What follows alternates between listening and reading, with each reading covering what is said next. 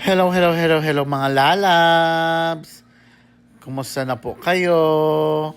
So sabi nga ay pag pumunta daw po ng Iloilo ay itry ang Robertos. Ayan. So kahapon po ay pumunta kami dito sa Robertos para subukan yung kanilang mga pagkain. Katulad ng siopaw, meatballs, at iba pa. Ayan. So kami po ay pumunta nung mandang mga pahapon na, mga 4 p.m.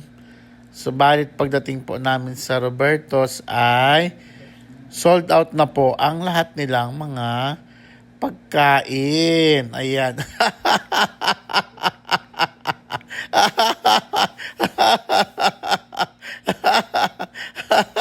Wala na po kami naabutan.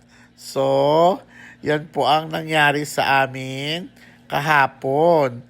Pero syempre, ang mga gustong sumubok ng pagkain ay hindi po bumitaw sa pangako na bukas sa umaga ay babalikan ang Robertos para subukan naman po talaga yung kanilang pagkain. So ito na po, inagahan po namin. Kahit po kami ay busog pa, ay pinuntahan na po namin dahil sayang po ang chance na matikman. Ayan. So nagkita-kita po kami doon. Nasalubong po namin ang Municipal Treasurer ng Rojas, si Tres Oma. So kasama ko din po ang Municipal Treasurer ng Bulalakaw, si Tres Mean, at ang mother, at syempre ang Papadayo. Yan.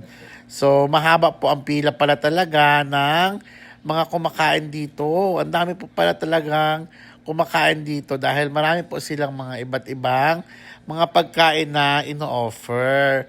So bukod po sa siopaw, mayroon pa rin po silang meatballs, mayroon po silang mga pansit, at iba pa pong mga pagkain. So ayan, pinalad po tayo na tayo po ay maka-order. Tingnan nyo po, mahaba na rin po ang pila sa likod ko.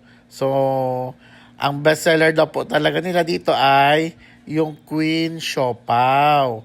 So, syempre, bilang tayo po ay titikim ng kanilang pagkain dito, edi ang atin pong in-order